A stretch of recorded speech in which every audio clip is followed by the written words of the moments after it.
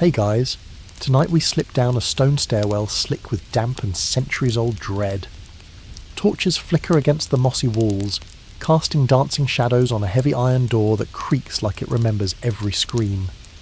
You step through it, careful not to trip on the uneven floor, and there, in the cold, airless gloom of the dungeon, you meet yourself. The torturer. Yep, you. Leather apron, soot-smudged brow, hands like carved oak, and someone chained to the wall waiting for your undivided attention. So, before you get comfortable, take a moment to like the video and subscribe, but only if you genuinely enjoy what I do here.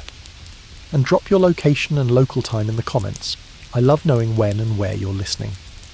Now, dim the lights, maybe turn on a fan for that soft background hum, and let's ease into tonight's journey together. You don't start with a bang. Torture's not about theatrics, it's about control. You don't yell. You don't shout. You speak low and slow, because the quieter you are, the more terrifying it gets. You know this because you've learned the rhythm of pain. How fear crawls up the spine long before a single bone snaps. Your first client is accused of heresy. A weaver's apprentice with a suspicious fondness for books and unauthorised prayer. You check the record, mostly blank, because the local scribe doesn't write fast enough when someone's confessing under duress. You glance at the tools. The pulley, the boot, a bucket of water. You're not here to kill, just to loosen lips. That's the party line. And here's the fun twist. You're not hated because you're evil. You're hated because you're necessary. The local lord needs order. The bishop needs compliance. The townsfolk, they need to believe that the system works, that when the torturer gets involved, something wrong is being righted. Historians still argue whether medieval torture was primarily punitive or performative. Some think it was theatre for the masses, blood-stained proof that authority had teeth. Others see it as bureaucratic, a form of messy paperwork, done with bone saws instead of pens. You don't philosophise. You work. You start by cleaning the room. Torture chambers aren't as grimy as you'd think. Infection ruins the fun. A clean chain is a reusable chain. You wipe down the bench, light 3 fresh candles, and open the window slit for some airflow, not for your client's sake, just to stop your own nausea from settling in too deep. Your training was informal. A mentor, a few nights of hands-on learning, a nudge from someone who owed a favour. There's no guild of torturers, just a revolving door of war veterans, failed blacksmiths, or people like you, good with your hands and bad at saying no. You remember your first mistake vividly. A peasant accused of theft. You went too fast, snapped a wrist too early, and he passed out before naming his co-conspirator. You got scolded, not for hurting him, but for wasting the opportunity. Timing is everything. Pain must climb steadily, like a careful melody, not explode like a tavern brawl. Fringe fact. Some torturers use perfumes during sessions, not to calm the prisoner, but to keep their own stomach from turning. Lavender was popular. You can't smell it anymore without your fingers twitching. Your first client today sobs, insists on innocence. You nod, patient, and begin with the chair. It's not dramatic. You ask questions softly while tightening straps. The worst part for them isn't the pain, it's the anticipation. That moment when leather tightens around skin and you casually mention, this could take hours. Sevens, you take breaks strategically. Let them think. Let them stew. Sometimes, silence works better than screams. You walk over to your desk, shuffle some parchments, sip water, make them feel forgotten. The moment they start yelling, please, I'll talk, you return. Not out of kindness. You're optimizing results. One historical fact. In many parts of Europe, torture required a magistrate's signed permission. But no one checked too hard how far you went. As long as the body was mostly intact and a confession came out the other end, you were golden. You work under a bizarre code of ethics.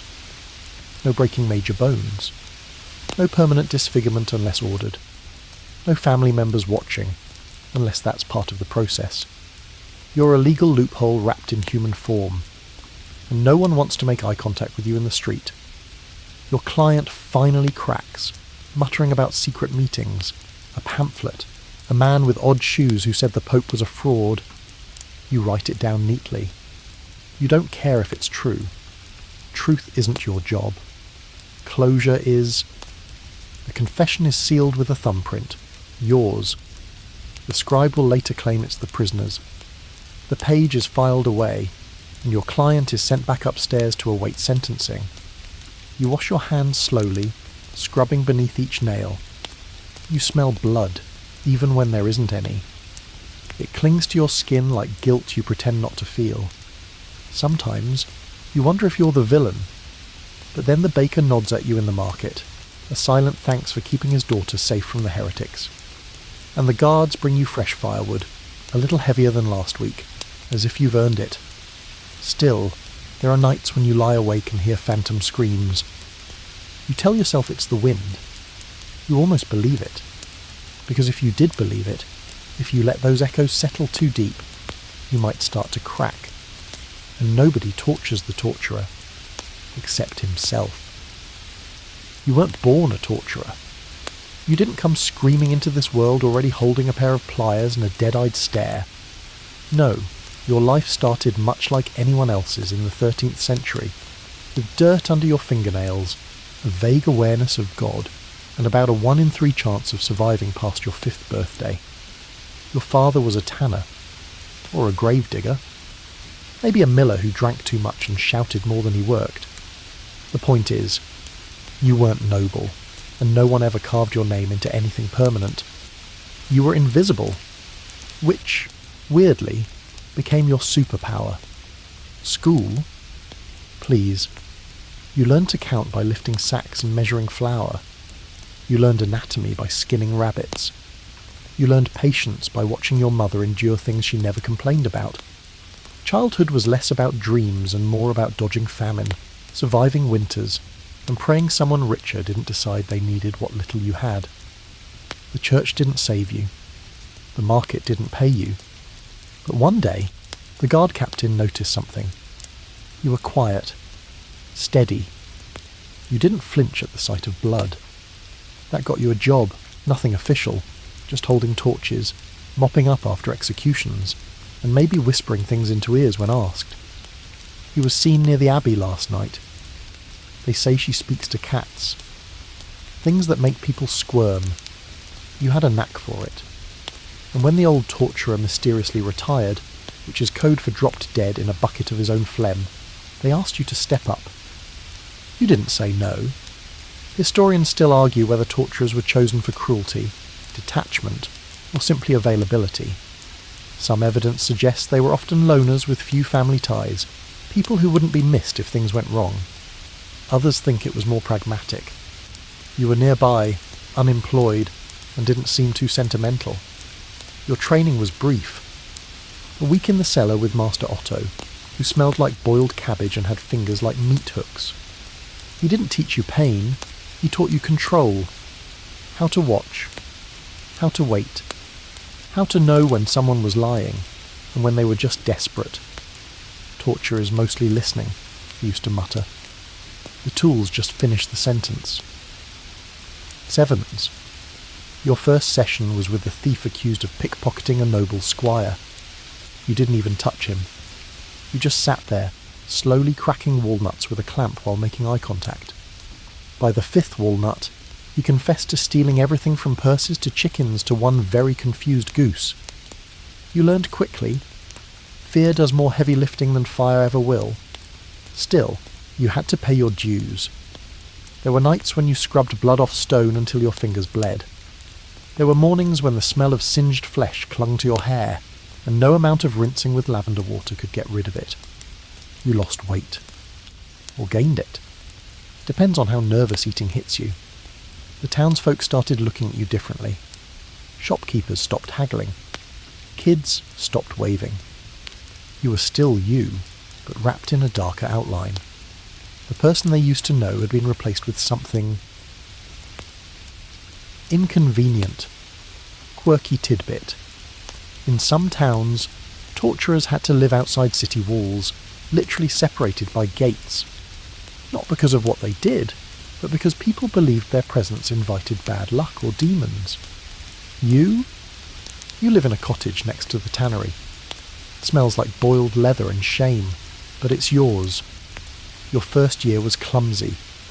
You broke a man's jaw too early once, making him confess through slurred grunts. Another time, you let a prisoner trick you into untying one hand. He almost stabbed you with a loose nail he'd hidden in his shoe. You've still got the scar, but every mistake taught you something. That pain isn't one size fits all. That screams aren't always honest. That people will say anything if you make them feel like the only way out is through you. And then, something strange happened. You started liking the silence, not the torture. You're not a monster, but the quiet before it starts. That moment where the whole world narrows to just you, your tools, and one terrified soul praying you'll show mercy. That silence made you feel powerful, and power was something you'd never had before. You remember one night especially. You were walking back from a session, cloak pulled tight, rain soaking through your boots. You passed a group of townsfolk, farmers and their wives, heads down, avoiding your eyes. One woman looked up briefly, just for a moment, and the look she gave you wasn't fear. It was relief. Because in her eyes, you were the last wall between order and chaos. As long as you were doing your job, she wouldn't have to. From that night on, you stood straighter, sharpened your blades more carefully, rehearsed your questions in your head like poetry. Because now, this wasn't just a job, it was an identity. And once you become the torturer, there's no going back. The town might forget the baker who overcooked his loaves. They'll forgive the mason who botched a chimney. But the torturer? They never forget the sound of your boots on stone. Your workshop isn't a castle chamber with velvet curtains and lightning flashing outside. It's a cramped stone room with a low ceiling, 2 narrow slits for air, and a thick wooden door with iron bands so heavy it takes your whole body weight to close it. The smell? A sour cocktail of old blood, damp stone, heated metal, and fear sweat baked into the walls. You stop noticing it after a while. Or maybe your nose just gives up. This is where the magic happens. Welcome to your cosy little corner of hell. You've arranged your tools with care. Not for show, this isn't a gallery, but for function. You know what's where without looking. That's important. Because in the heat of the moment, when someone's screaming, you don't want to be fumbling for the boot press like you're looking for a fork in a messy kitchen drawer. Let's take a little tour, shall we? There's the rack. Of course, the centrepiece. Long wooden frame, rollers at each end, and ropes wound so tightly they creak if you breathe near them. Not used every day, but always kept oiled and ready. You like to think of it as the grand piano of pain. Elegant, classic, devastating when played well. Then there's the thumb screws. Small, unassuming, almost boring to look at. But you'd be surprised how fast a person starts talking when their knuckles begin cracking like dry twigs. You keep 3 sizes. Child-sized, 2. That's a reality you try not to think about too long.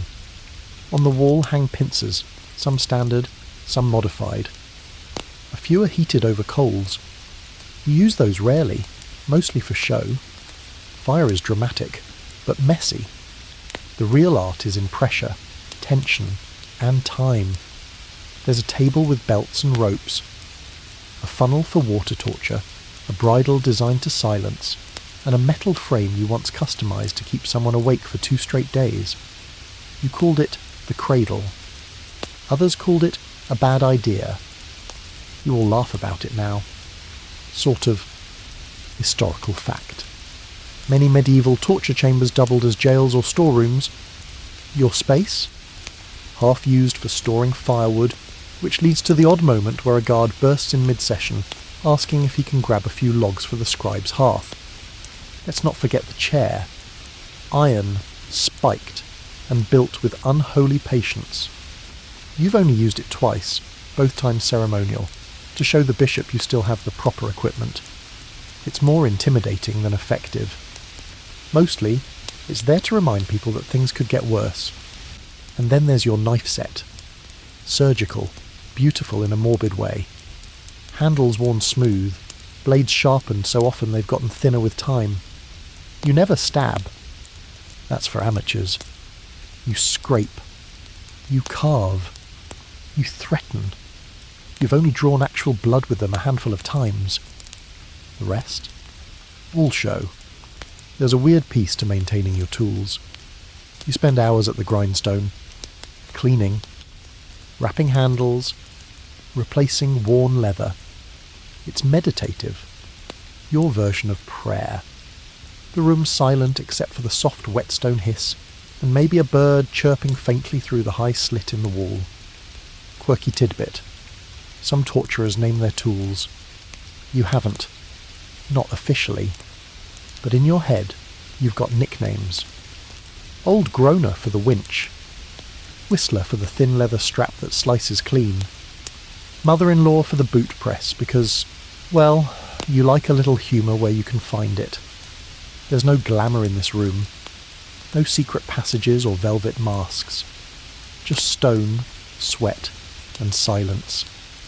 But this room is your cathedral. It's where people face the truth. Sometimes theirs, sometimes yours.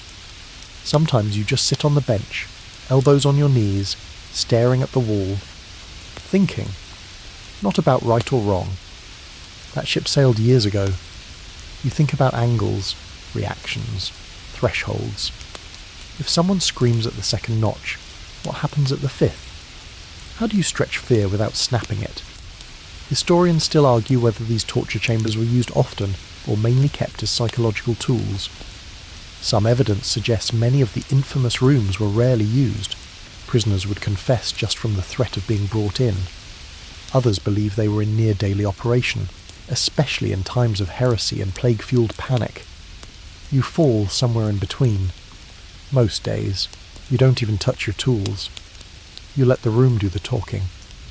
People walk in, eyes wide, taking in the rack, the blades, the blackened coals, and their knees start trembling before you even ask the first question.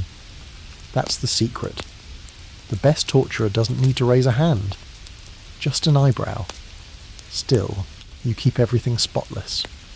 Not because you're neat, but because rot weakens wood, and rust dulls steel. You respect your tools the way a knight respects his sword, or a baker respects his oven. You wouldn't bake a loaf in a dirty kiln. You wouldn't pry a confession out with a dull hook. There's one item you never use, though. It's tucked in the corner, under a cloth.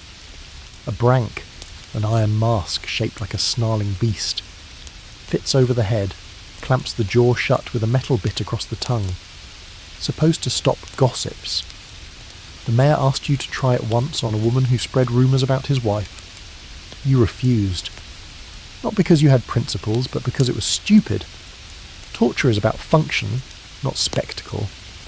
That mask, it's punishment, not persuasion. And you don't like being used as a prop. People forget that part. They think you enjoy this.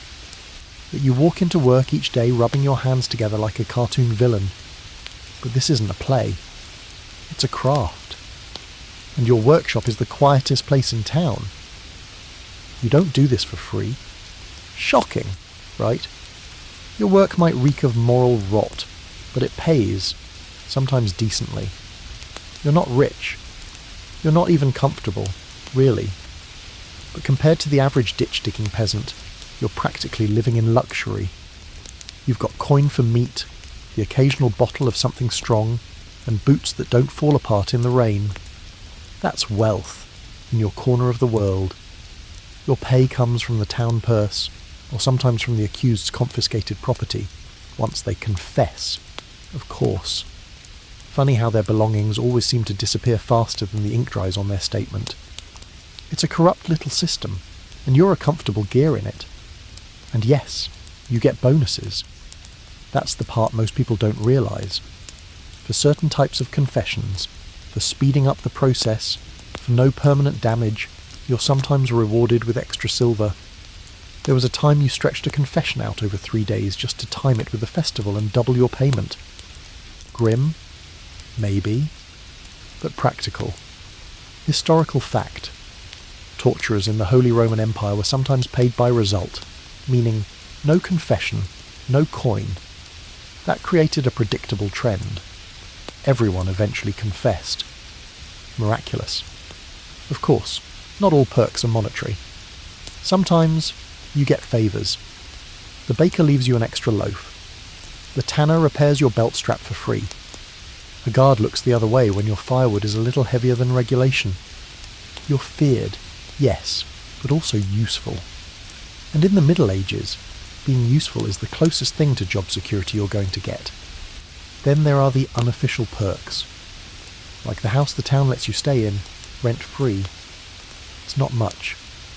Low beams, leaky roof, haunted by the screams of your conscience, but it's home. And crucially, it's yours. No one wants to squat in the torturer's spare room. You're not invited to festivals. No one asks you to dance.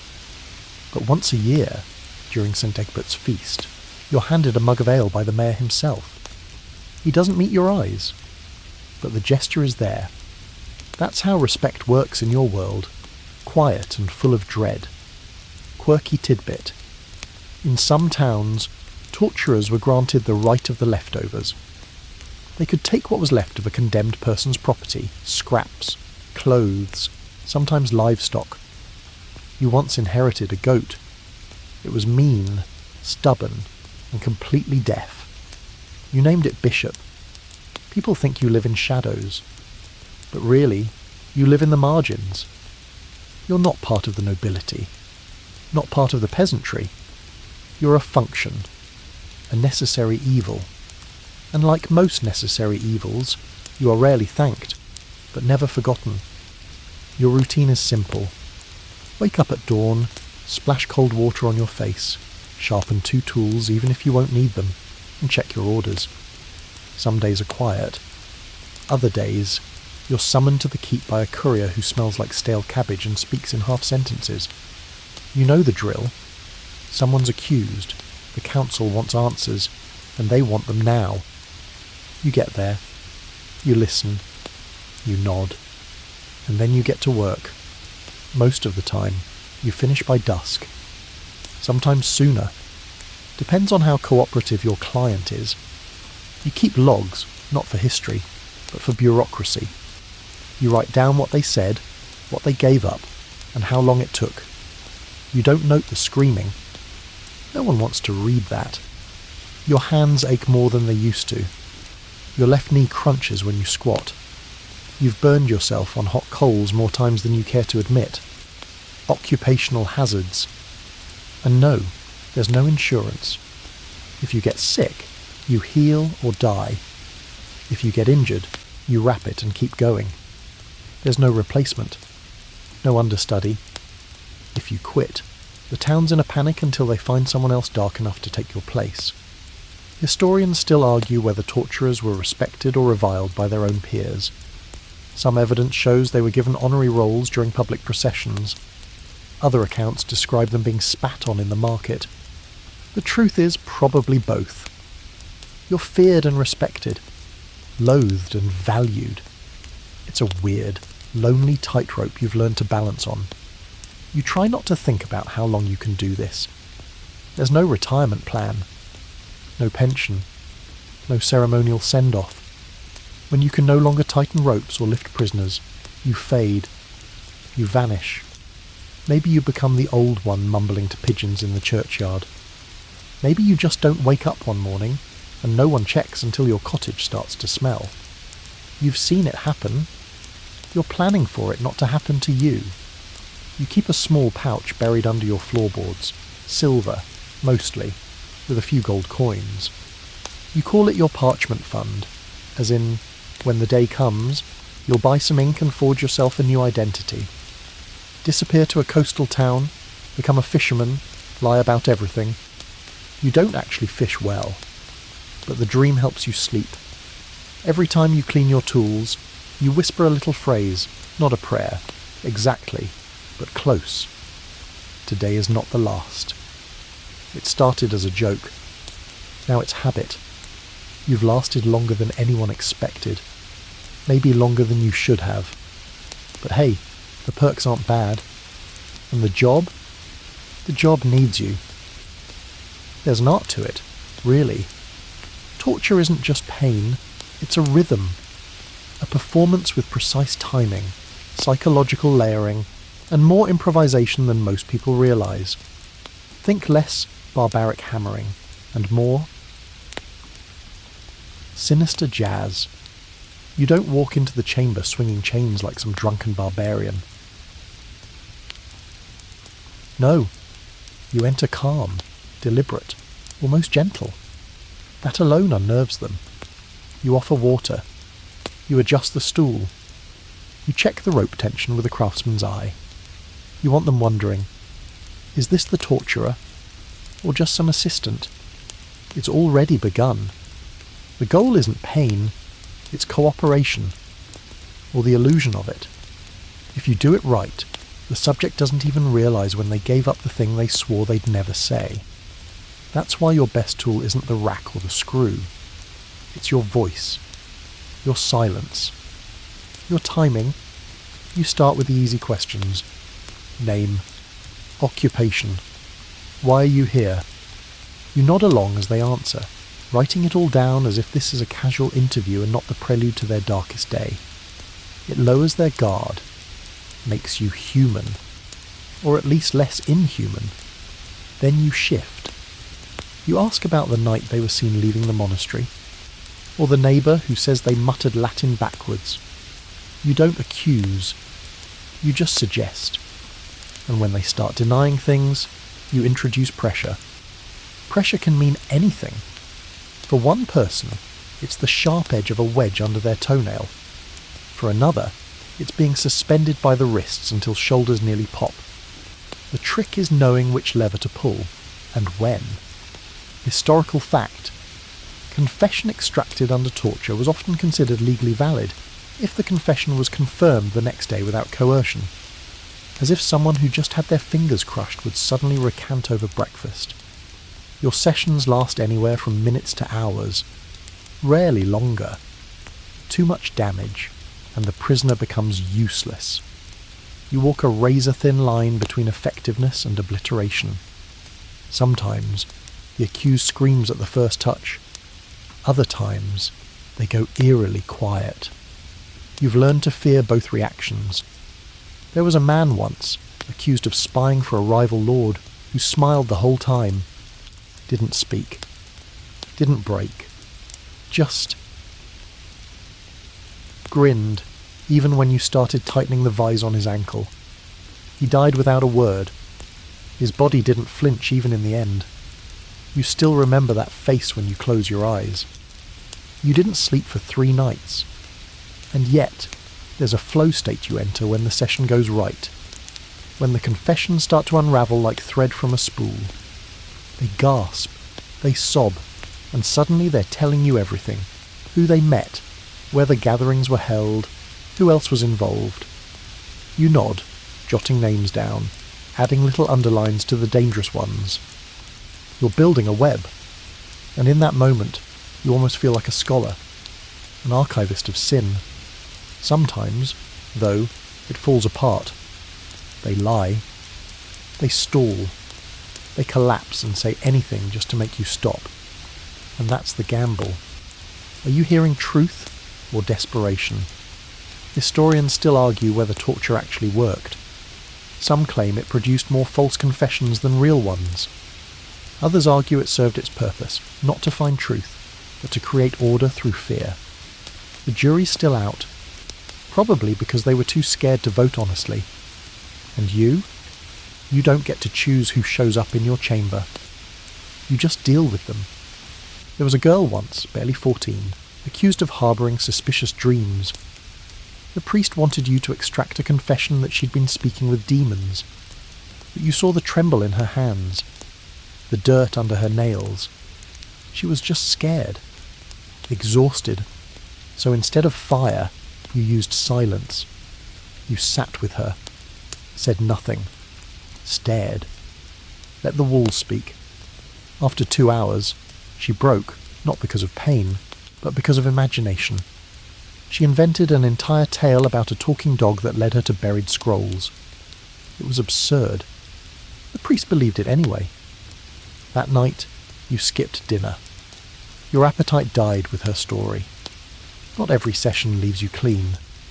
Some cling like oil, impossible to wash away. Quirky tidbit. The term Spanish tickler refers to a clawed tool used for ripping flesh, though in many cases it was used more as a threat than a weapon. You keep one on the wall, haven't touched it in years, but it's always in view. You've learned that implied violence often works better than the real thing. Your most effective move? Walking out of the room. Let them sit. Let their fear ferment. Let their mind conjure horrors you haven't even thought of. You return 15 minutes later, and suddenly they're willing to admit they're the devil's nephew. You take everything down. Carefully. Scribes will copy it later. The council will review it. And everyone pretends it was all above board. It rarely is. But that's the system. You didn't build it. You just know how to use it. And use it well. It always starts the same way. You receive a sealed order bearing a wax crest, maybe from the mayor, maybe from the bishop, or one of those eager young magistrates still pretending they aren't terrified of you. The message is simple. Someone is to undergo an ordeal. Trial by fire. Or water. Or iron. You don't get to pick. You just prepare the tools, nod to the guards, and make sure everything's fair. Sevens, because in this system, pain equals proof. These aren't punishments, mind you. These are divine tests. Justice, outsourced to heaven. You're not deciding guilt or innocence. You're just the officiant at a holy Q&A session where the gods reply through burns, blisters, and blood loss. Your first ordeal? Fire. A young man accused of theft from the church tithe box. No witnesses, no evidence, but suspicion is enough, so you're told to oversee a trial. The task? He has to carry a red-hot iron bar for 3 paces. Then you bind his hands and wait 3 days. If his wounds fester, he's guilty. If they're clean, he's innocent. Spoiler. They always fester. Historians still argue whether these ordeals were truly believed to be divine or just ritualized scapegoating. Some think the clergy genuinely believed God would protect the innocent. Others suspect it was a grim theatrical shortcut. If people saw pain used fairly, they'd obey the law to avoid it. You don't philosophize. You just watch the boy pick up the glowing bar with trembling fingers, hear the skin sizzle, and see his lips clamp shut to keep from screaming. You don't admire his courage. You just write it down. No protest. Carried full distance. That's your job. The town watches too. Ordeals are public. The crowd gathers, kids, elders, beggars. Everyone loves a bit of divine drama. Some cheer when he drops the iron. Others gasp. The priest mutters something about God's will and signs a cross in the air. You wrap the boy's hands in linen and place him in a cell.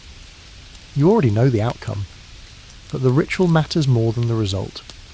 Another time, it's a woman accused of poisoning a neighbour's cow. No proof, just gossip and a slightly greenish butter churn. She's subjected to the ordeal of cold water, tied at the wrists and ankles, dropped into the river. If she sinks, she's innocent. If she floats, she's guilty. Yes, you read that right.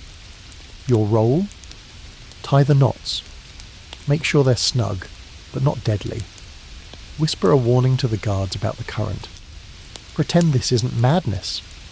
She floats, of course. They all float. The human body, when tied properly and terrified, doesn't sink fast.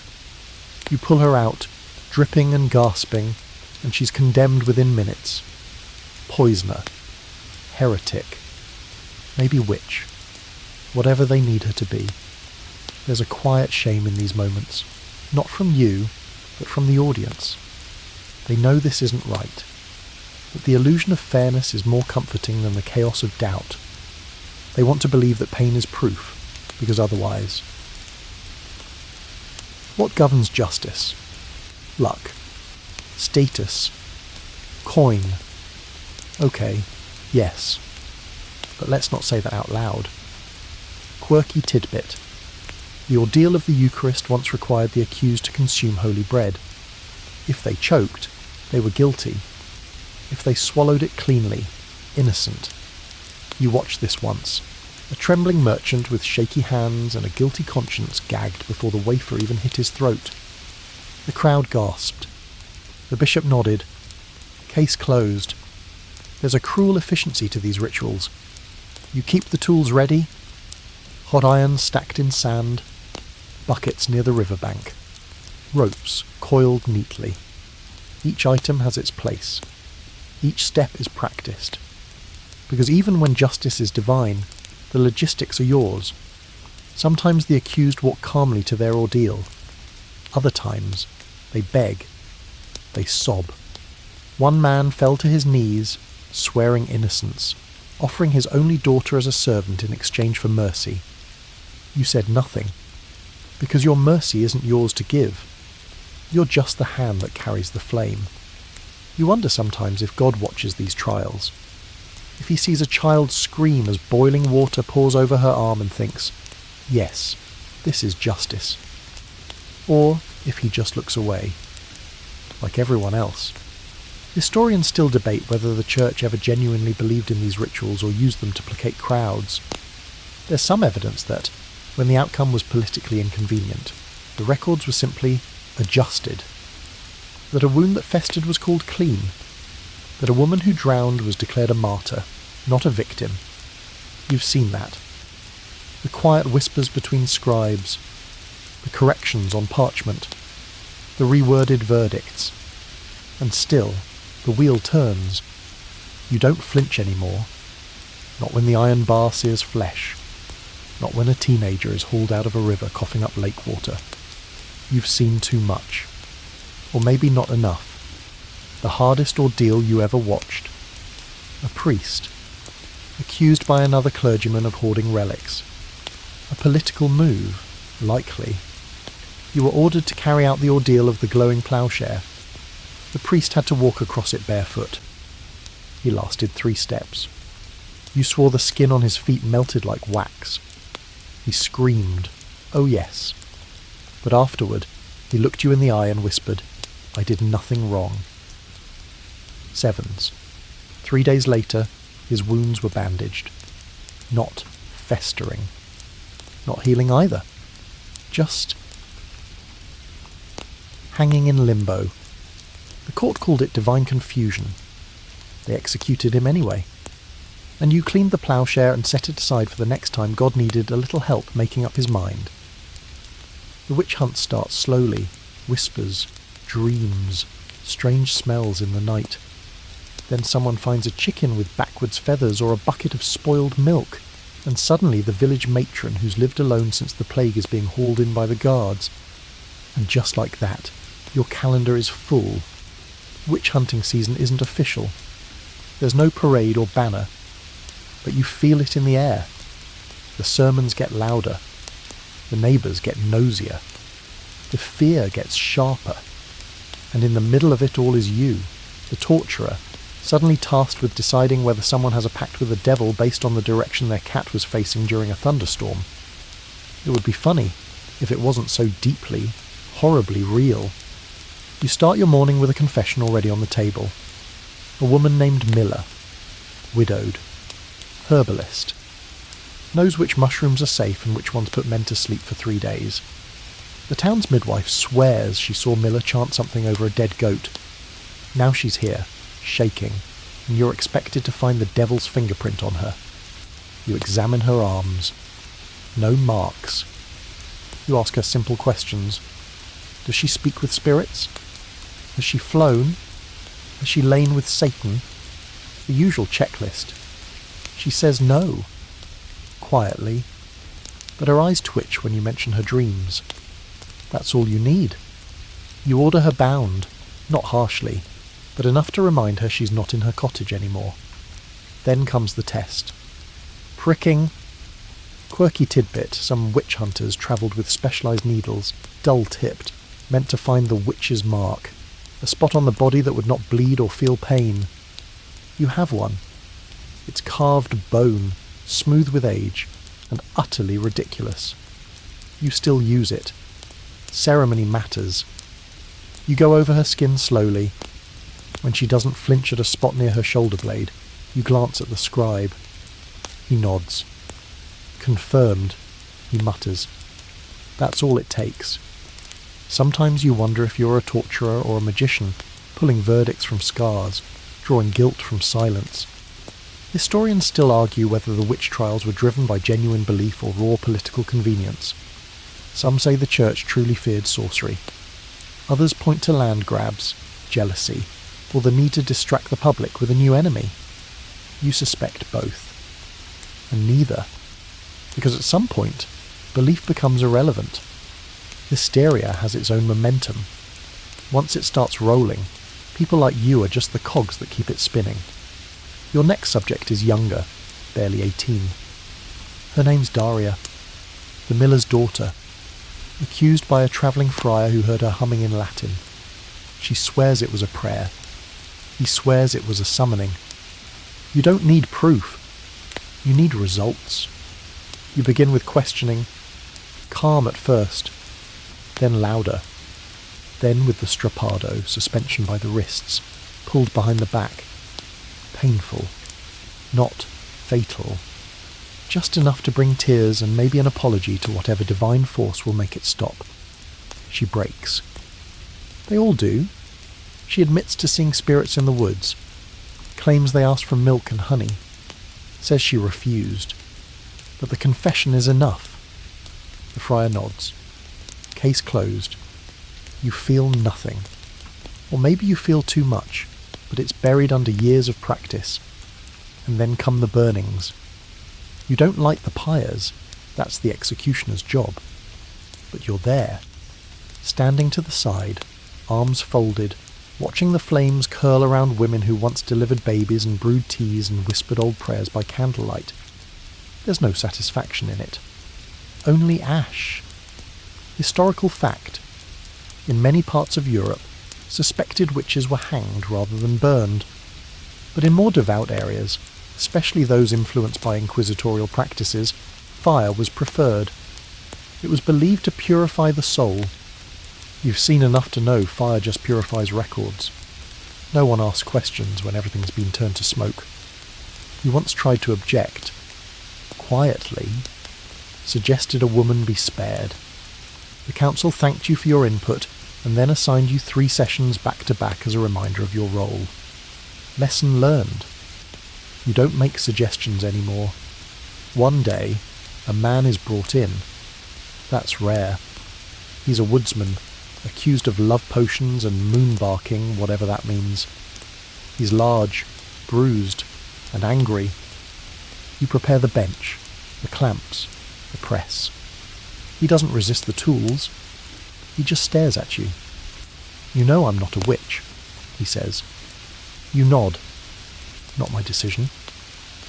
7s. Then why are you doing this? 7s. You think about it. Maybe longer than you should. Then you give the only answer you can. Because they asked me to. 7s. He laughs, short and bitter. Coward. 7s. You turn the wheel. You try not to hear the snap. Afterward, when the chamber is quiet again, you sit down on the steps outside. It's late. The moon is thin. The town is asleep. You look at your hands and wonder if they'll ever be clean again. But tomorrow, someone else will be accused. Another mark will need to be pricked. Another confession will be needed before the sun sets. And you'll do your part. Because you're not the judge. Not the executioner.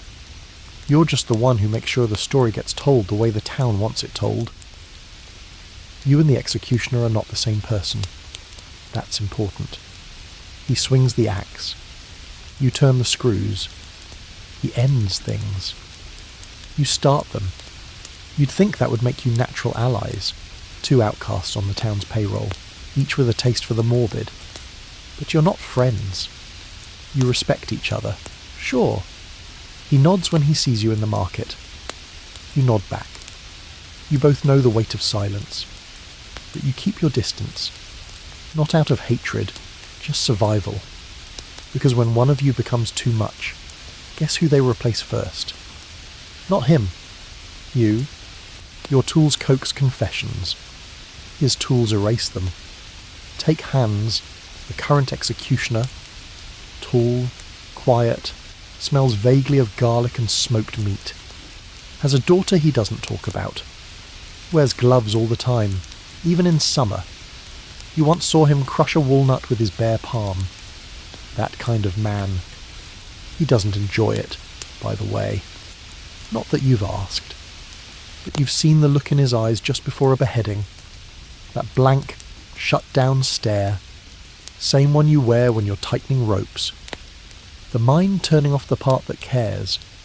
Sometimes, though, your paths cross. There's overlap, especially during public executions. Someone confesses, thanks to your efforts, and they're sentenced. Then it's up to Hans to make the ending nice and clean. Or messy. Depends on the mood of the crowd. Historical fact. Medieval executioners weren't just headsmen. They also carried out amputations, brandings, even public humiliations like the stocks. In some towns, they doubled as city cleaners, removing corpses, clearing waste. Not glamorous, not noble, just necessary. Just like you. You've worked side by side. There was that time the prisoner tried to recant mid-march to the gallows. Claimed his confession wasn't freely given. Fair enough. You'd pulled his shoulder out of socket halfway through. The crowd got uneasy. Hans looked at you. You nodded.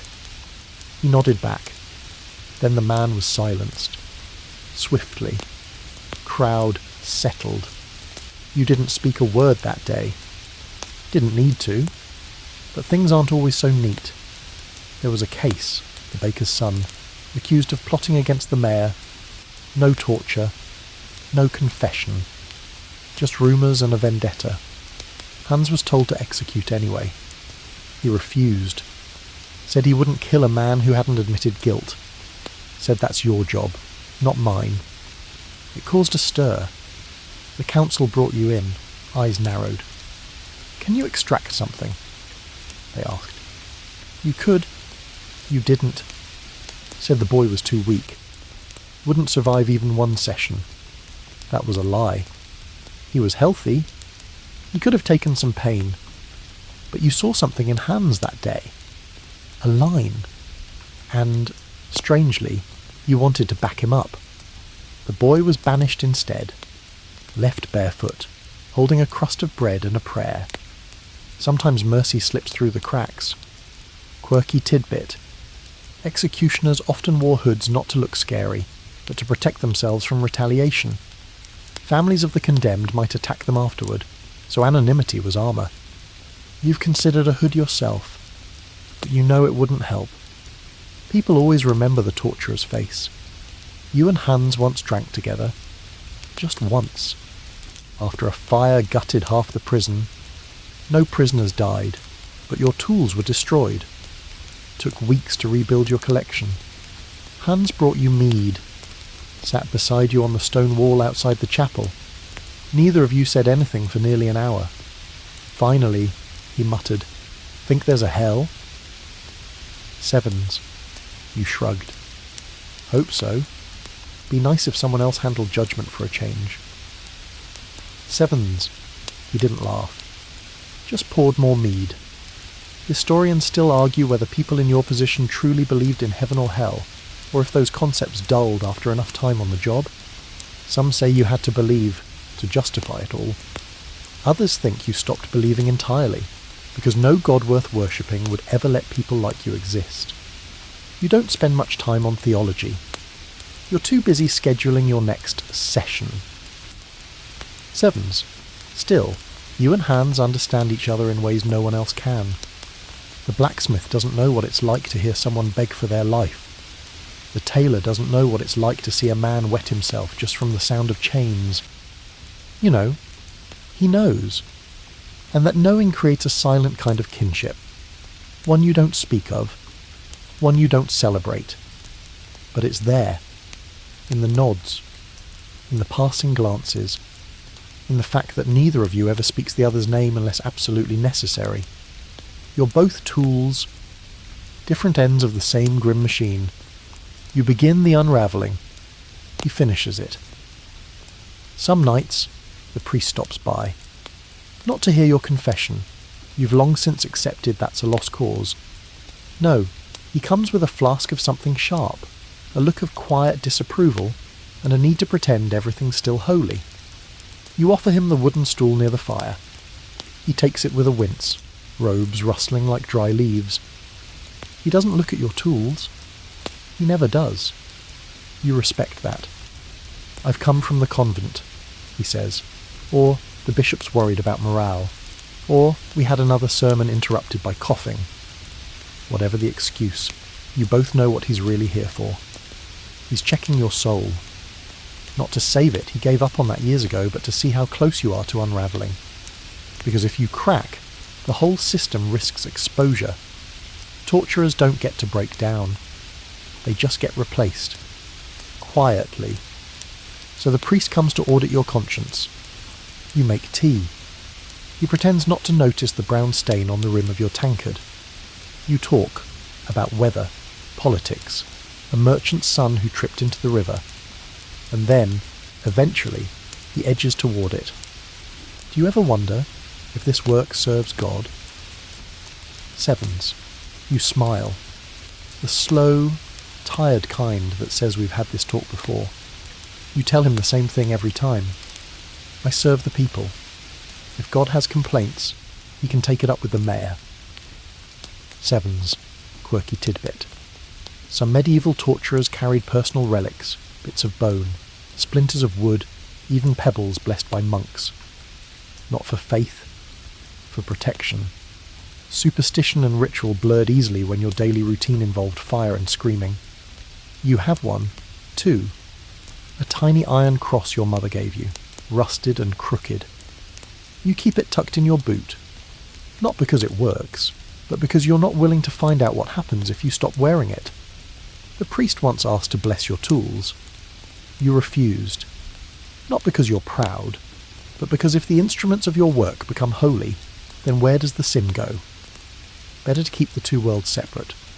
You and religion have a mutual understanding. It stays in the church. You stay in the cellar. Occasionally, you cross paths. But you never hold hands. Still, they use you. The bishop's office has sent more than one special case your way. Accused heretics, rebellious monks, women who quote the wrong scripture. They claim it's for the good of the faith. That truth must be preserved, even if it has to be pulled out one tendon at a time. You ask no questions. You just read the parchment and light the coals. Historians still argue whether church officials genuinely believed in torture as a divine tool or simply used it as leverage. Papal decrees swayed back and forth. One pope condemned it. The next endorsed it, quietly. One theologian said it was a necessary purification. Another called it a perversion of grace. Depends which scroll survives, and which was burned. You've read some of those scrolls. Bits of Latin, smeared ink, words that twist themselves into knots trying to say, pain can be holy. You're not convinced. Your sessions with religious targets are always stranger. They don't beg the way others do. They quote psalms. They chant. One woman sang a lullaby the entire time you applied the press to her fingers. The priest who observed had tears in his eyes. You kept going anyway, because once you start the process, there's no pause button. It's not just the accused on trial. It's you. Your performance. Your resolve. Your ability to keep order. There was a monk once, thin, eyes like glowing embers, who looked you in the face and said, "I forgive you." Sevens. Before you'd touched him. Before you'd even asked a question. You remember that moment better than any scream, because for a split second you felt exposed, like someone had seen through the layers of leather, sweat, and authority, and found something soft inside. You worked quickly after that. Too quickly. His confession was short, confused, unusable. The bishop's scribe called it a waste. You didn't argue. Later, alone, you threw up in the alley behind the stables. First time in years. Since then, you've learned to disengage faster. Put up walls. Hear the chants, but don't listen to them. Let the priest whisper his absolutions over your shoulder. Let him pretend he's blessing the process. You don't need his approval. You just need him to leave. Still, he keeps coming back. Maybe he thinks he's saving you, keeping your soul just one breath above damnation. Maybe he's just as trapped as you are. You sometimes wonder if his sermons mention people like you. If, buried between the parables and the proverbs, he ever talks about necessary sins, about the man in the shadows who keeps the rest of the town clean by being so profoundly dirty. Maybe that's your role in the divine order, not a sinner, not a saint. Just the scapegoat who volunteered for the slaughter. He finishes his tea, offers a blessing you don't accept. Then he disappears back into the morning fog, robe flapping like a tattered sail. And you go back to work. Because whether or not God is watching, the council definitely is. Off duty. You're no one. You walk through the market and heads turn, then turn away. The baker, who gives everyone else a cheery "morning," just nods at you. The blacksmith wipes his hands on his apron and pretends to be busy hammering. Children are yanked away by nervous mothers like you've got plague leaking from your fingertips. You smell like smoke. You carry it with you, even when you bathe, even when you scrub until your knuckles bleed. People say your cottage glows faintly at night, as if the ghosts inside can't quite extinguish their own misery. You've leaned into the myth. Let them believe it. It's better than the truth. You sit alone most nights with bread that's going stale, listening to the creak of your own bones and wondering if anyone would come to your funeral. Quirky tidbit. In several medieval towns, torturers were denied burial in consecrated ground. Some had their own section of the graveyard, walled off from the good souls. Others were buried at crossroads, so their spirit wouldn't know where to wander. You're not planning on dying soon, but you've picked your crossroads anyway, just in case. You tried visiting the tavern once. Thought maybe you'd blend in. Just sit in the corner, enjoy a drink, pretend to be normal for an hour. It didn't go well. The room went quiet the moment you walked in. Chairs scraped. Someone coughed too loudly. And when the innkeeper finally served you, the ale was flat and warm. Deliberate. You drank it anyway. You don't go back. Instead, your free time is spent in small rituals. Sharpening blades, polishing metal, reading whatever scraps of parchment you can scavenge, old sermons, bad poetry, even a failed cookbook someone used to mop up wine. Anything to remind yourself that you still know how to read, that your brain can do more than calculate pain thresholds. Sometimes, you sit by the window and watch people pass by. Not with envy, with distance. You're not one of them anymore. Not really. You belong to a different class entirely. Not noble, not peasant, just other. A social outcast who's still on the town ledger. A name they mutter in warnings. Historians still argue whether torturers were isolated because of their role, or chosen from those who were already isolated. It's a chicken or rat situation. Either way, you live alone, die alone, and, most likely, your name will be scratched off records as quickly as possible. You've had conversations, of course. the occasional guard who forgets to be afraid, the traveller who doesn't know who you are, yet, even a widow once, curious and a little drunk, who asked you about your hobbies. 7s. You told her you liked building things. She laughed. You weren't joking. Your hands may hurt, your joints may click like rusted hinges, but you're still good with wood. You've built shelves, a stool, once, a small cage for an injured bird that fell down your chimney. You fed it for 3 days before it died anyway. You buried it under a tree behind the cottage and didn't tell anyone. Because who would you tell? You don't get invited to weddings. You aren't included in feasts. The mayor once gave you a token gift basket at Yuletide. Cheese, smoked fish, a small bottle of wine. You set it on your table, stared at it for a week, and then fed most of it to stray dogs. You did keep the wine. Every once in a while, someone knocks on your door. Usually a child, dared by others to touch the torturer's house. They run the moment you answer, giggling through their fear. You don't chase them. You just close the door and lean against it for a while. It's not hatred you feel from people. It's unease. You are a mirror, a reminder of what order really costs. As long as you're around, people remember that the world doesn't work on kindness alone. There's a certain power in that, but not joy. You once thought about quitting, packing a small bag, changing your name, heading south to a warmer town where no one knew your face. But then what? You've built your entire life on this role. You know anatomy better than gardening. You read people better than you read maps. What do you do with that? You're not innocent anymore. And that doesn't wash off. So you stay. You clean your boots. You stack your firewood. You feed the rats that have made a polite home beneath your floorboards. You even gave one of them a name, Gregor. He's missing a leg. You respect that. At night, when it's quiet, you sometimes lie awake imagining what it would be like to be someone else. A weaver. A candle maker. Someone with soft hands and invitations to church dinners.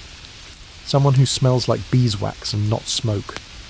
And then you wake up. Put on the same clothes. Walk the same path.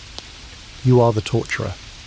Off-duty, uninvited, and still, somehow, essential. You think you're the only one who does this job? Not even close. Pain is global. Misery knows how to pack a suitcase. And wherever there's a kingdom, a crown, or a mildly paranoid baron, there's someone like you in a basement or a back room, making sure the walls stay quiet. You've heard stories from travellers, traders, mercenaries, once even a musician, about how other places handle information extraction. You listen carefully. Professional curiosity. Sometimes with a little envy. Other times with relief. Take France, for instance. They're big fans of La Question Extraordinaire, a long, theatrical process involving ropes, weights, and an almost romantic sense of flair. You respect it. But their torturers are expected to talk fancy while they work, quoting philosophers and local saints. You'd last maybe an hour. They also use water. Not like you do, with buckets and cloth, but in huge quantities. Pouring gallons down the throat to simulate drowning. Very popular with inquisitors. Known to cause convulsions, ruptured stomachs, and a lot of inconvenient deaths. Efficient, sure, but messy, and hard to write a clean report afterward. Spain, predictably, takes things to extremes. Their inquisitorial techniques are practically a brand. You once met a Spanish torturer passing through. He showed you a drawing of a device that resembled a pear, except it opened. Inside someone. You didn't sleep well after that. He smiled the whole time, said it was just business.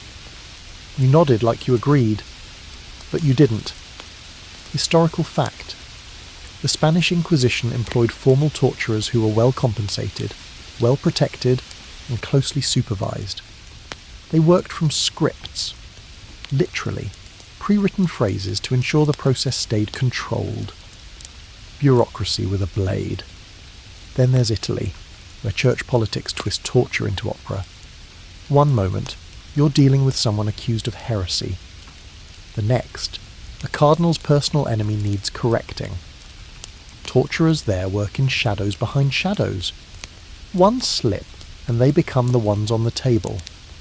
You've heard of a Roman chamber with a rotating floor and hidden grates to drain the blood. You think it's a myth, but part of you kind of hopes it's not. Germany is practical.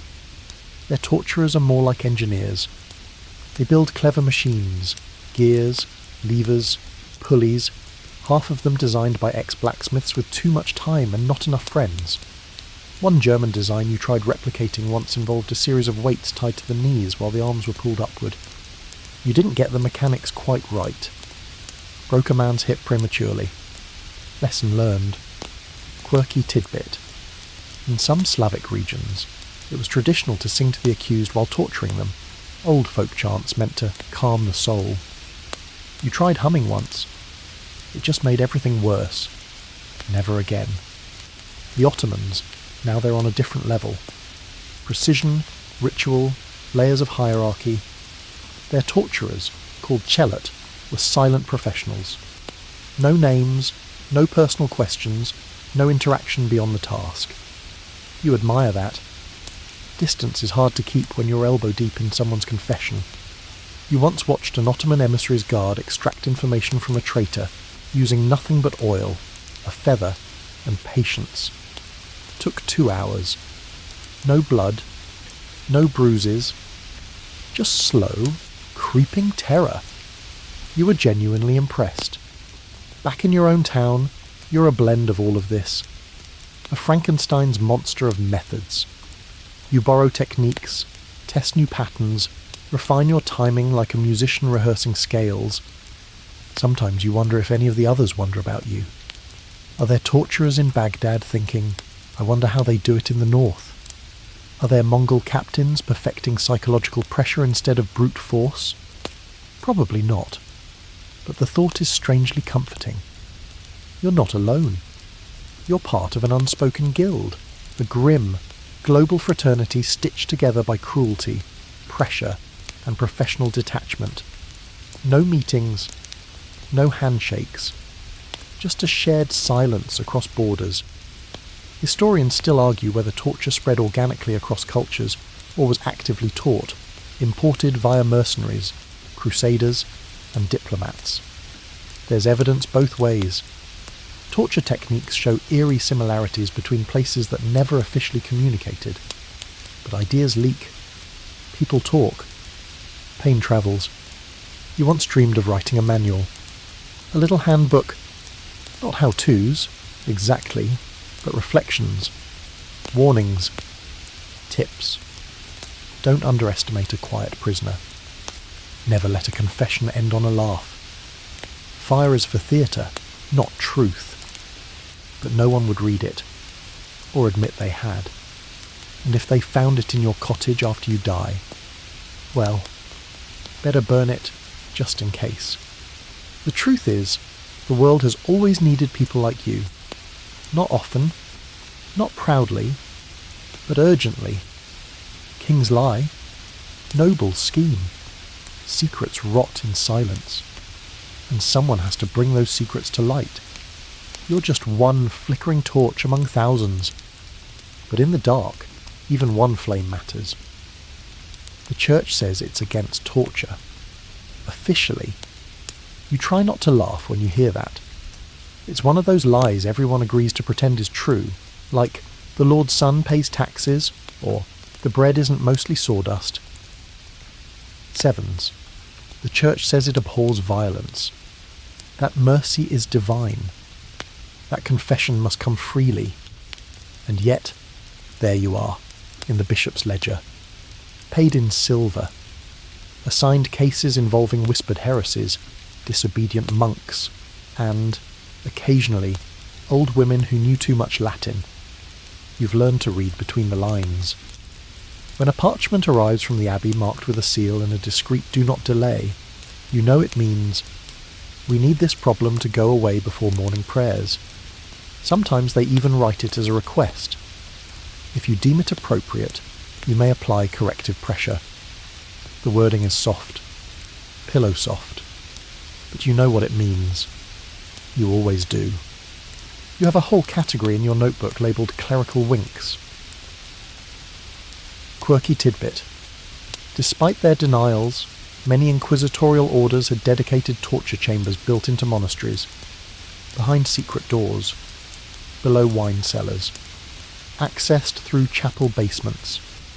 You visited one once, a former crypt, cold as bone, with a ceiling too low to stand upright. It still smelled like incense and regret. The church tries to keep its hands clean, but your hands do the work. There was a priest once, Father Elric. Young, kind-eyed, too idealistic for the collar he wore. He came to observe one of your sessions, said he was documenting heretical patterns. Really, he was trying to test his own tolerance. You let him watch the whole process. You started slow, asked questions, tightened straps, used the rope press on the suspect's thumbs, just enough to make them sweat. Father Elric turned pale by the second crack. By the fourth, he was vomiting into the corner. You offered him water afterward. He didn't speak to you again for 6 months. Historians still argue whether the Inquisition's torture practices were a reflection of true doctrinal policy or simply a convenient loophole exploited by individual clergy. Some documents suggest the popes condemned torture outright, only to later authorise exceptions. Others imply the real power lay with the local inquisitors, who interpreted rules with creative enthusiasm. You know the truth. You see it in every letter sealed with a cross. Interrogate. Clarify. Loosen the tongue. Sevens. All of it dressed up in scripture and noble intent.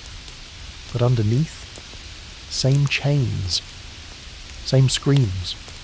You once had a case involving 3 nuns accused of harbouring forbidden texts. You expected a mess, hysteria, wailing, maybe someone pretending to be possessed. Instead, they were calm. The eldest even requested quills and ink to write her defence. The council denied the request, asked you to intervene. You brought them in one by one. The youngest broke first, not from pain, but from fear. She confessed to hiding the texts in the garden wall. You found them, nothing dangerous. Writings on herbal medicine, lunar cycles, and a questionable poem about St. George. Still, the bishop deemed them heretical. He thanked you for your diligence, and then he had the garden wall rebuilt before anyone else could look too closely. That's how it works. The church preaches light, but it operates in shadow. You are that shadow. And the irony? Sometimes the people you interrogate are more faithful than the priests who sent them. You once tortured a man who screamed prayers between every answer. He confessed to nothing, died still mumbling psalms. The bishop called it a spiritual victory. You called it a pointless death. Sevens. There's a specific smell the chapel has the day after a burning. Sweet, faintly acrid. The scent of sanctified wood and cooked marrow. You've started avoiding morning mass. No one says anything. They're probably relieved. Once, during confession, you heard a friar admit he was afraid of you. Not because of what you do, but because he sometimes thinks it might be necessary. That terrified him. You slipped out before he could see your face. Because if the friars start justifying you, there's no one left to stop the wheel. Still, the church keeps using you. Quietly. Carefully. As long as you don't cause a scandal, you'll always have a place in the holy machine. You've stopped expecting absolution.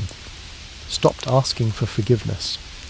Because if God exists, and he's watching, he already knows exactly what you are. And if he's not, then the only judgment that matters is your own. Some prisoners don't scream. Some don't plead. Some don't even blink when you reach for the blade. Those are the dangerous ones. Because when they stop fearing you, you lose control. You remember the first time it happened. A man accused of plotting against the magistrate. Middle-aged, broad-shouldered, scars on his forearms from old battles. He didn't flinch when the guards brought him in. Didn't wince when you strapped him down. Just stared. You started routine. Polite, even asked questions. No answer. Tightened the ropes. Still silence. You picked up the thumbscrews, turning them slowly, letting the light glint off the edge. Most people react to that. He didn't. When you applied the first twist, nothing. The second, still nothing. By the third, you were sweating more than he was. And then he laughed. Not a wild, broken laugh. A calm, cruel chuckle, like you're cute for trying. You tightened again. This time you heard the crack, but not from his mouth. From bone. Still, he kept eye contact. That's when it hit you. This wasn't fear-resistant. This was someone who wanted to fight back. Someone with rage tucked behind their teeth, just waiting for the right moment. You called the guard early. Later that week, the man was found dead in his cell, strangled with a strip of his own tunic. No official investigation. You never found out if it was suicide or the guard doing you a favour. Historians still argue whether medieval prisons were deliberately cruel or simply neglected into horror. Some say guards were underpaid and left unchecked. Others think fear of retaliation, like from people you couldn't break, led to quiet executions. You've seen both, and you've learned to spot the warning signs. A twitch in the jaw, a flex of the foot against the floor. The subtle way someone exhales, not with panic, but with planning. One woman came at you with her teeth. You were leaning in, adjusting a strap, and she lunged, bit your cheek clean through your skin. Blood gushed. You staggered back. She spat your flesh at your boots. You still have the scar. Jagged. Pink. You've named it Anna. Sevens. From then on, you changed your protocol. No more leaning in. You started using tongs for certain bindings. Guards stayed closer. One always kept a cudgel within arm's reach. And you never, ever underestimated anyone. Quirky tidbit. Some medieval torturers wore masks during sessions, not to hide their identity, but to dehumanize themselves and to intimidate prisoners. You tried it once. Didn't help. Just made you sweat harder and miss subtle facial cues. You tossed it into the fire that same day. There was another man, thin, soft-spoken, barely older than a boy, accused of heresy and sedition. He waited until the third session. You'd just finished documenting his confession when he asked for water. You turned. That's when he lunged, chain still attached to one wrist. He got your knife.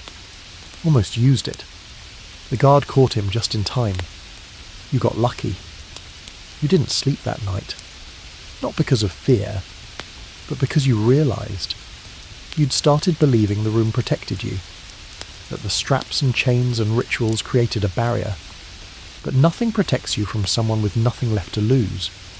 Since then, you always double-check every knot. You test restraints twice. You speak more carefully. Even your posture has changed, angled, alert, less comfortable. The room is still yours. But now, you remember it can turn on you in a heartbeat. You've had to put people down before. You don't like to admit that. It's not part of your job.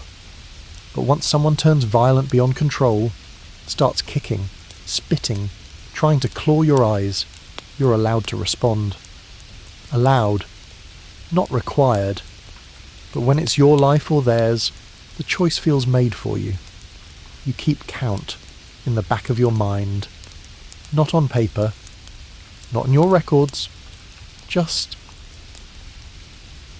there. 3 people you've killed outside of orders. All self-defense. All justified. That's what you tell yourself. The last one was a woman who'd been silent for days. Then, without warning, she broke the thumb cuff and went for your throat with the jagged edge. You acted on instinct. Slammed her head against the bench. She stopped moving. You waited an hour before calling the guard. You didn't say what happened. The council assumed she died under questioning. You didn't correct them. Historians still debate whether torturers were given too much autonomy. Some argue they operated under strict supervision. Others say the system needed them to improvise, to take care of problems off the books. You're living proof of the second theory. These moments haunt you more than the screams, because they weren't torture. They were chaos. And you hate chaos. You like rules, rituals, controlled pain, administered with purpose. But these moments when the roles flip, when you become the one being feared, that's when you remember. This job doesn't just destroy your soul. It might one day destroy your body, too. So you walk differently now. Keep a dagger in your boot. Sleep with a hammer beside the bed. And when someone new is brought in, someone silent, someone calm, you take a little longer to begin. Because you know what they might be thinking. They're not praying. They're waiting. Some days, it's not the screams that get to you. It's the creak in your back when you bend over to adjust a strap. It's the way your fingers refuse to grip the clamp the first time. It's the dull ache behind your eyes that never fully leaves anymore.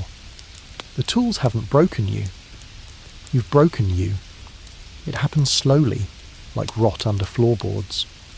You don't notice it until you step wrong and the whole structure groans. At first, it was manageable. A sore wrist here, a bruised knuckle there, a twisted ankle from slipping on blood-slick stone. Occupational hazards. You wore them like armour. Told yourself the pain made you sharp, grounded, humble. Now it's different. Now you wake up and it takes 3 full breaths before you can straighten. Your knees crack like dry branches. You dropped a thumb screw last week and couldn't pick it up for 2 minutes. Just stared at it, like maybe it would climb back into your hand on its own. It didn't. Historical fact. Torture tools were heavy. The rack alone could weigh more than a dozen sacks of grain. Torturers weren't just sinister, they had to be strong, practical, and often worked with blacksmiths to maintain their gear. You've been both tormentor and technician, and it shows. You've lost weight in some places, gained it in others. Your shoulders are corded with muscle, but your legs have gone stiff. You try stretches. You even copied poses you saw a monk doing behind the chapel once. You fell over. The rats seemed amused. There's a mark on your left palm. A burn from when you slipped and grabbed the iron bar without gloves. That was 2 winters ago. The scar hasn't faded. You call it the stamp, like the job finally branded you back. Quirky tidbit. In some regions, torturers were exempt from certain types of physical labour, not out of kindness, but because their hands were considered state property. Damaged fingers meant delayed confessions, and delayed confessions meant disorder. Your hands are not state property. They're yours, and they're failing. The strappado winch needs 2 full turns now, where one used to do. You tell the guards to assist more often, not because they need training, but because you can't pretend it's effortless anymore. You're still feared, still respected, but only because you hide the signs. You practice your grip with pebbles at night, 1 in each hand. Squeeze. Hold. Squeeze again. You whisper your name with each breath, just to remind yourself you're not dead yet. You had a fever last autumn. 4 days in bed, sweating through your sheets, hallucinating that your tools were whispering to you. When you finally staggered back into the chamber, the prisoner gasped. You looked more tortured than he did. You laughed, then coughed up blood. Less funny. No one brings you medicine. No one checks on you unless a confession is late. You're not indispensable. You're just the one doing the job. And if you falter too much, someone younger, stronger, hungrier will take your place. That fear is sharper than any blade. So you adapt. You simplify your process.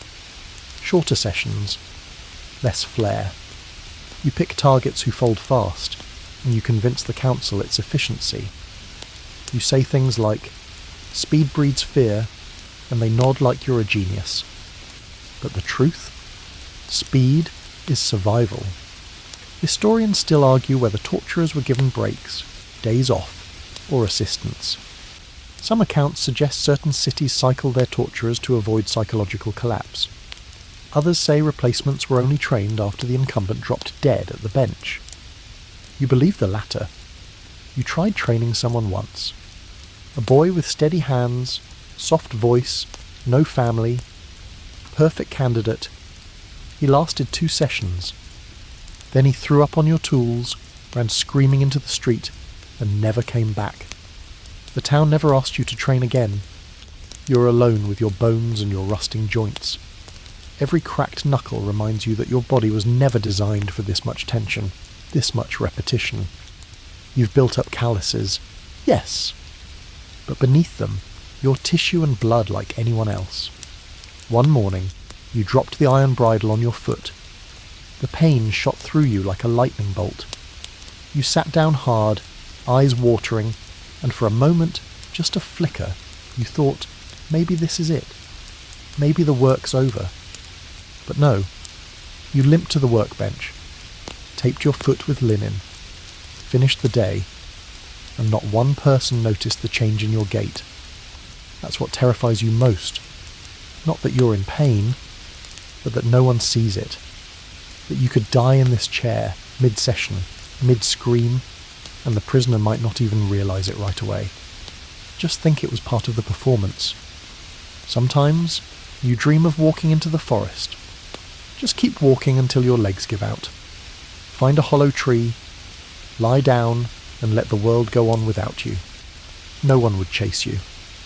They'd just shrug, send a letter to the next village, and hire a new hand. You never take the walk. Not because you're noble, because you still need the job. Because you've given so much of your body to this role, you don't know where it ends and you begin. The tools haven't broken you, but they've left their mark. And every morning, you wake up feeling a little more like one of them.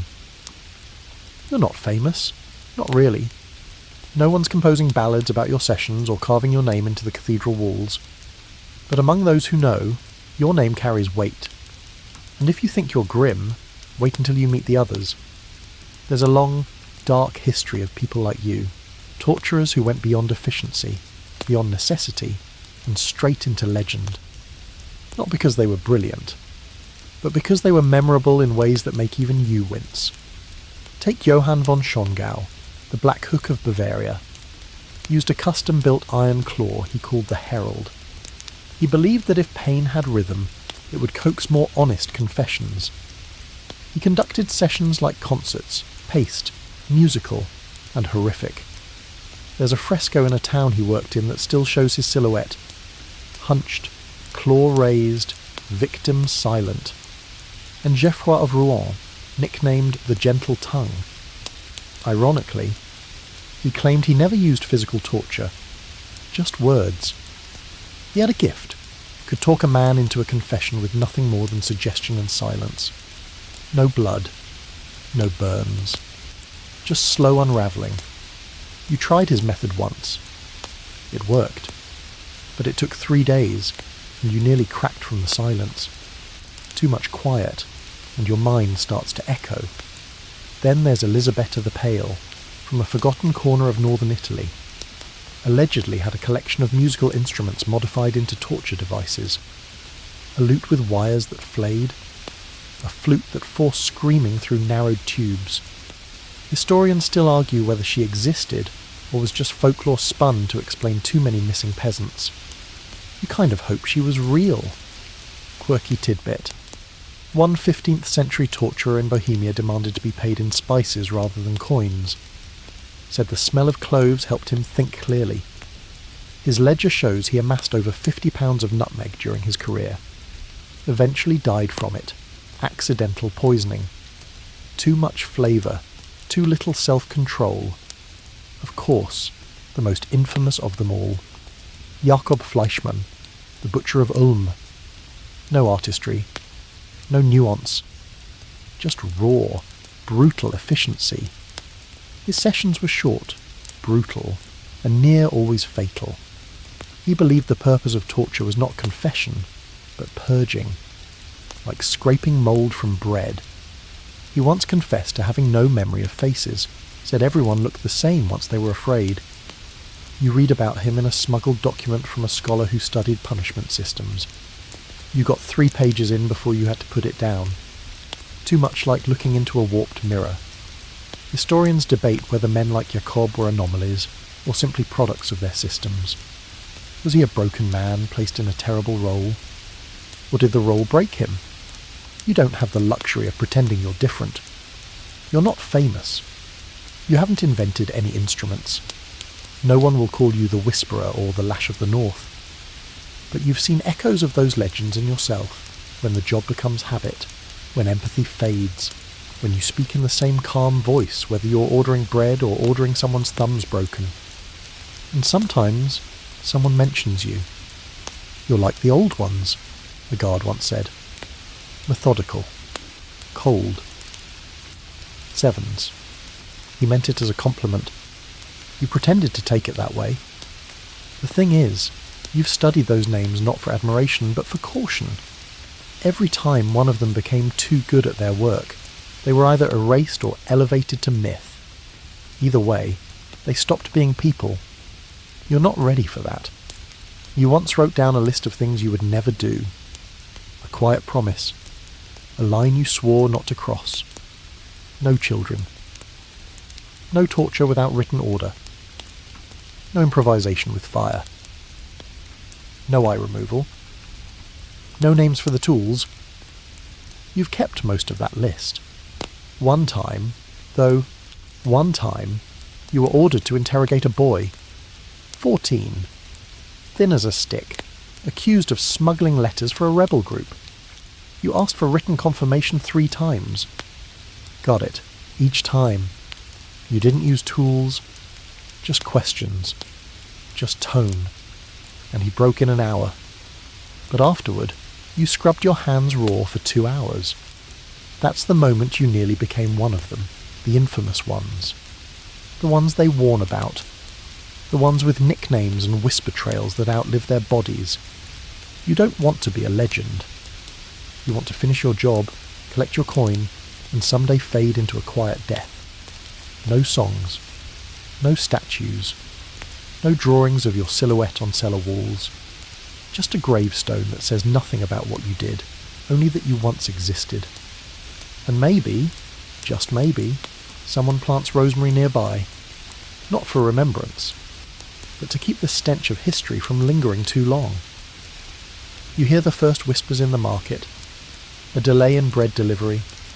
A butcher found dead in his cart. A priest preaching louder than usual about wolves in sheepskin. Then a torch goes missing from the guard post. Then 2. Then a well is poisoned. The town is restless. Which means your job is in danger. Not because anyone's coming for you, at least, not yet. But because when things unravel, the people who enforce order get dragged down with it. And you, friend, are a walking symbol of everything the town secretly hates about itself. And when revolts start, symbols burn first. You tighten your routines. Lock your tools in the heavy chest under your bench. Stop taking sessions alone. Always a guard nearby now, whether they're needed or not. You pretend it's protocol. It's really paranoia. And it turns out you're right to be. The first real sign is the silence. No prisoners. No parchments. No confessions scheduled for 3 days. That's never happened before. You ask around, casually. The scribes shrug. The guards mutter something about council meetings. Even the executioner avoids your gaze. You know what's happening. They're choosing sides. Historians still argue whether torturers were protected or purged during uprisings. Some evidence suggests they were given horses and orders to flee. Others were lynched in town squares, their own tools used against them. You know which version your town is leaning toward. There's a boy, Thomas, a quiet baker's apprentice who used to wave at you before he knew better. You see him in the square now, passing secret notes, speaking in short sentences, always glancing over his shoulder. You recognise that look. That's resistance. That's a powder keg waiting for fire. And then one morning, the fire comes. Literally. It starts at the granary, flames rising against the grey dawn sky. Bells ring. Guards rush. People gather with buckets and shovels, pretending to help. You know better. This isn't an accident. It's a distraction. You run. Not away, just back to your cottage. Grab the sack under the floorboards. Coins. Blade. Bread. The old cross your mother gave you. You wrap it all in a cloth and tie it tight. You don't plan to run, but you plan not to be surprised. Quirky tidbit. In some peasant revolts, torturers were captured and forced to confess their own crimes publicly, on stages, before being executed, sometimes by their own instruments. Poetic justice, they called it. You've pictured that scene too many times. You never thought you'd be afraid of a mob. You've spent years commanding fear. Now, every footstep outside your window sounds like it might be the last one you'll hear. Then the first brick hits. Your front window shatters. You freeze. A second follows, this time with a note attached. Justice is coming. Sevens. You don't sleep that night. The next day, the council sends a message. Not a summons, just a message. They appreciate your service. They hope for continued order. There's no seal, no signature, translation. They can't protect you anymore. The executioner stops by that evening, doesn't say much, offers you a bottle. You don't drink. Just sit on opposite ends of your bench, listening to the town murmur around you like a living thing. Finally, he speaks. You could leave. Sevens. You nod. He stands. But you won't. Sevens. You nod again. Because you know that if you run now, you confirm everything they say about you. That you were never part of the town, just a weapon borrowed by the rich. You decide to stay. But you prepare. You booby-trap your door with a tripwire. Move your tools to the cellar. Board up the back window. You even dig a shallow escape tunnel under your hearthstone just in case. It's not paranoia. It's pattern recognition. You've seen what people do when fear turns to anger. You've been what people do when fear turns to anger. 3 nights later, the mob comes. You hear them before you see them. Boots. Shouting. Metal clanking. They're not chanting your name, but you know the tone. You've caused that tone. You've listened to it from the other side of the door, holding a whip instead of a hammer. Now you're holding a candle. You don't try to reason. You don't shout through the door. You just wait.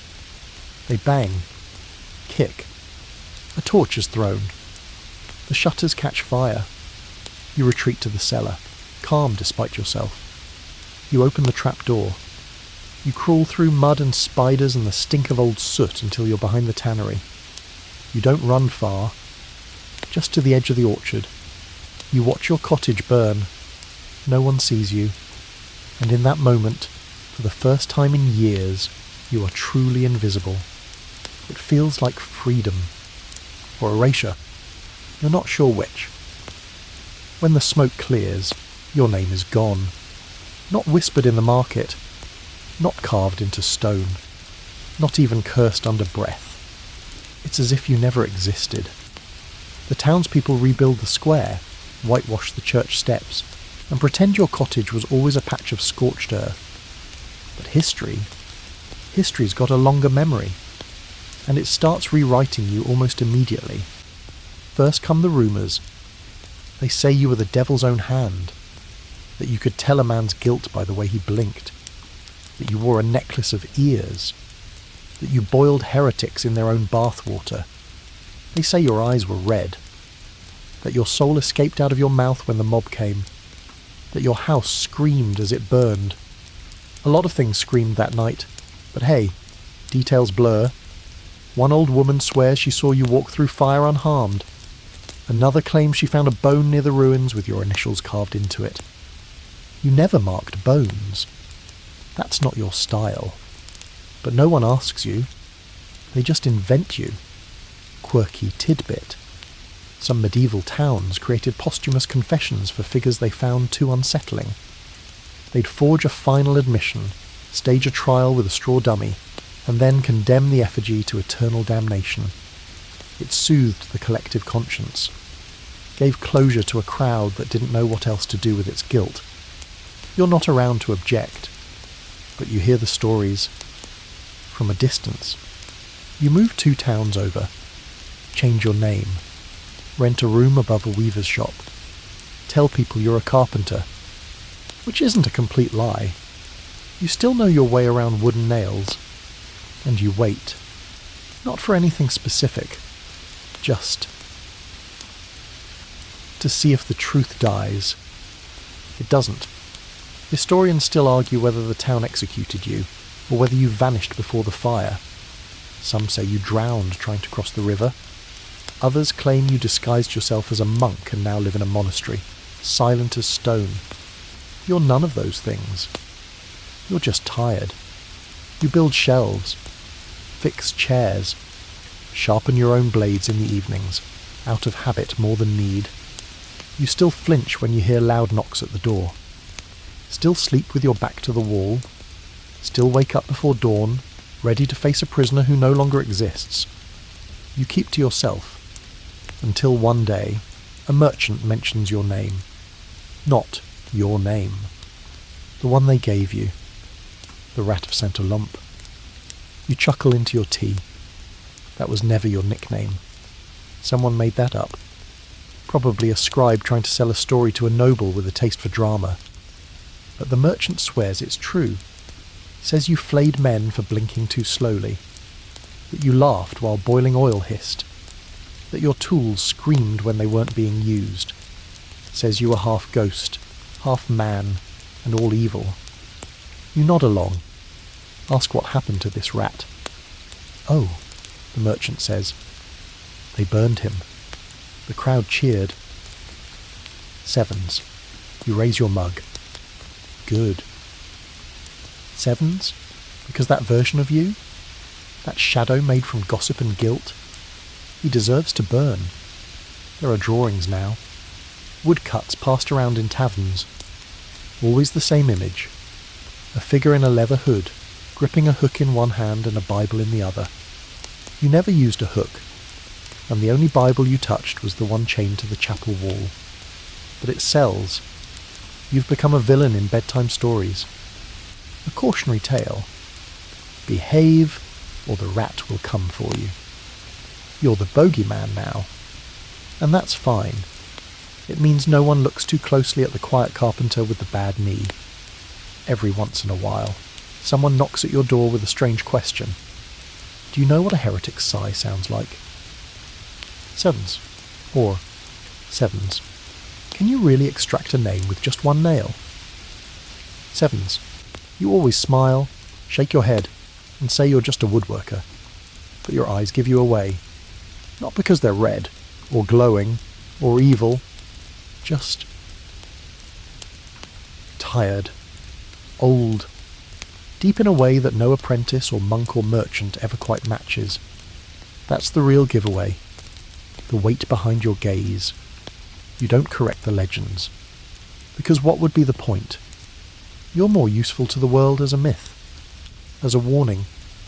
As proof that pain has a face and a name, even if it's not really yours anymore. And somewhere, in a dusty archive, a scribe will write, Sevens. He was called many things. Monster. Shadow. sin in human skin, but no one knew the truth, and no one ever will. 7s. That's your legacy. Not truth. Not fame, just silence, sharpened into a shape that fits neatly into history's mouth. You hear that torture's out of style. Not suddenly. Not like a law gets passed and the dungeons empty overnight. No, it trickles in, slow as rot, quiet as mould. They start calling it unreliable. Start using words like enlightenment and progress. They wear powdered wigs now, these men of reason, and they wrinkle their noses when you say things like rack or waterboard. 7s. They don't abolish what you do. They rebrand it. Suddenly, the chamber isn't a chamber anymore. It's a holding room. The tools aren't instruments of confession. They're archival stressors. The chains, behavioural regulators. Even the pain has been demoted. Now it's just coercive persuasion. You're not a torturer. You're an interrogative technician. 7s. You try not to laugh. Quirky tidbit. In 18th century France, torture was officially outlawed in 1788, just a year before the Revolution. And yet, accounts suggest that in some rural areas, confessions were still extracted the old way, just with the blinds drawn and the language adjusted. So you adapt. You change your titles. You change your tone. You stop using the rack, but you keep the pulley. You remove the thumb screws, but quietly keep the vice behind a cabinet. The Enlightenment loves appearances. As long as you speak softly and serve wine after, no one asks how the prisoner ended up confessing to crimes he didn't know existed. Historians still argue whether the decline in medieval torture was moral or mechanical. Some say society grew more humane. Others say it was just more efficient to bribe, blackmail, or threaten loved ones. Why snap a finger when a signature can be bought with fear? You find that deeply relatable. There was a time when your sessions were loud, screams echoing through stone. Now they're quieter. You don't need blood. You just need to bring the prisoner close to it. Let them imagine the agony. The Enlightenment loves imagination. And paper. So much paper. Stacks of reports. Testimonials. Witnesses. Transcripts. You spend more time with ink than fire these days. You miss the simplicity. You're even called to court once. A demonstration. Not a torture, of course not, but an assessment of the nervous response under duress.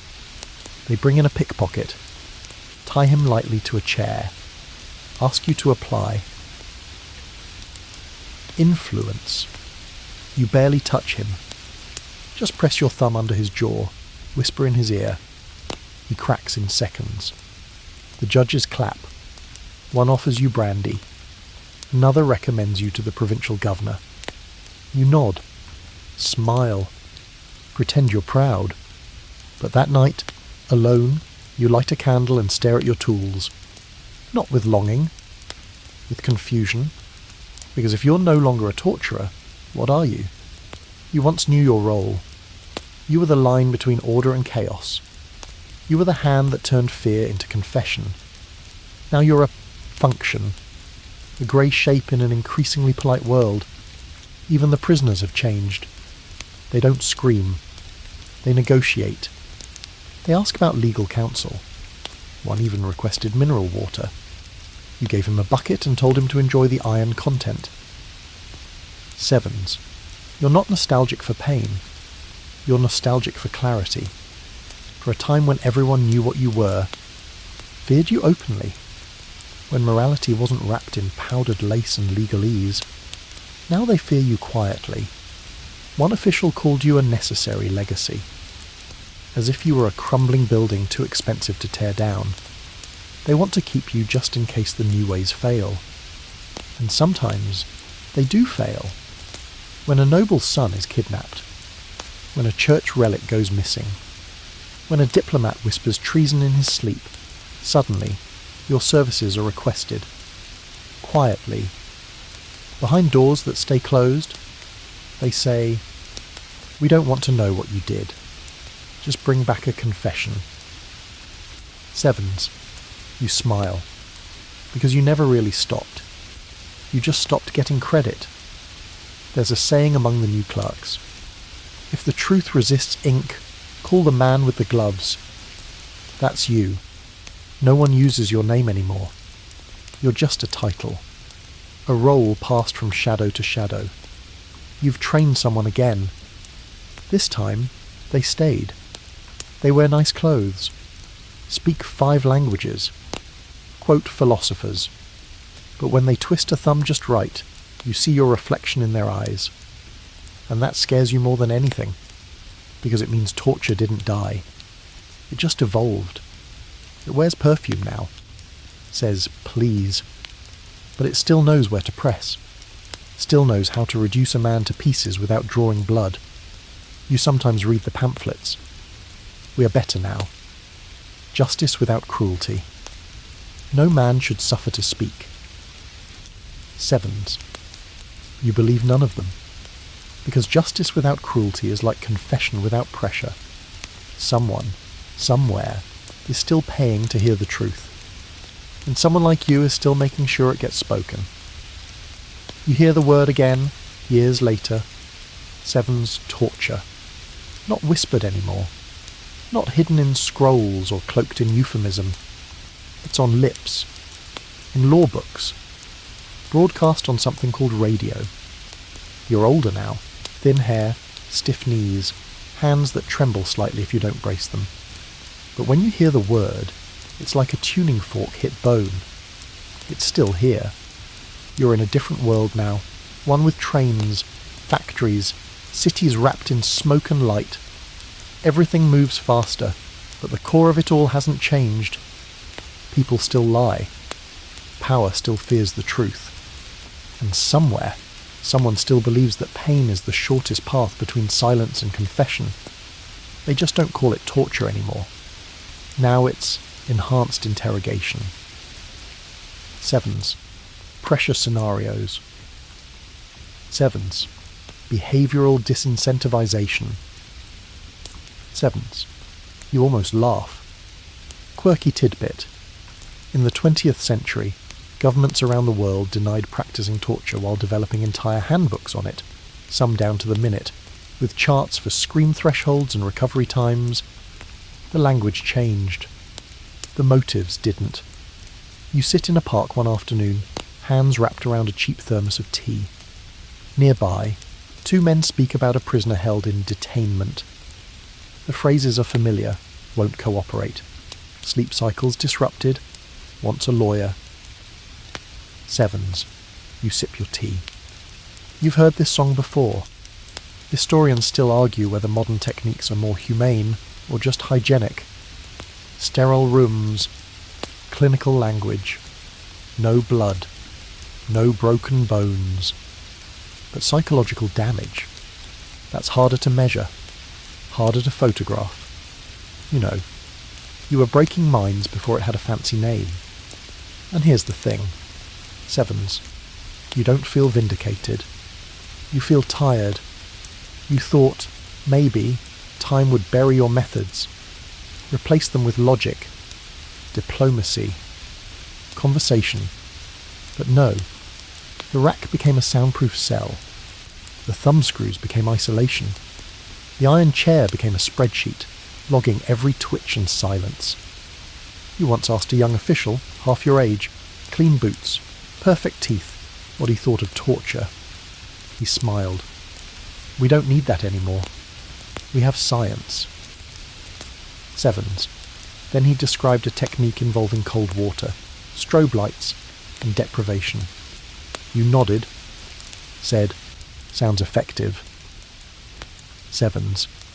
Didn't tell him he just described one of your earlier sessions, minus the candles. Because even in this polished, electric world, the game remains the same. Sevens. Make them afraid. Make them doubt. Make them talk.